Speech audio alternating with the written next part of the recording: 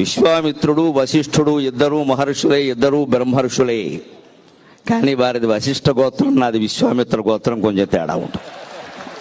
మా గోత్రమే కౌశికస గోత్రం. పైగా వారు ప్రవచన చక్రవర్తి, నా బిరుదం ప్రవచన కిరీటి. నేను బాణాలు వేస్తాను. కిరీటి అంటే బాణాలు వేస్తాడు.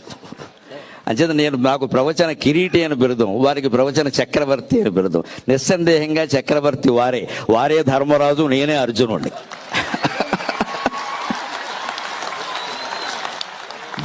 భారతం మొత్తంలో యుద్ధం గెలిచాక చక్రవర్తి ఎవరంటే ధర్మరాజే. అర్జునుడు ఎంత వీరుడైనా ధర్మరాజే అవుతాడు ఖచ్చితంగా.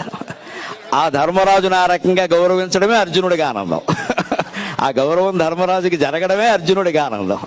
అందుకని వారు ప్రవచన చక్రవర్తి, నేను ఎప్పుడూ ప్రవచన కిరీటిని. ఈ రకంగానే తెలుగునాట 2 రాష్ట్రాల్లోనూ ప్రవచనం ఒక ప్రభంజనమై చైతన్యాన్ని నింపాలి అనేది నా ఆశ పూర్తిగాను.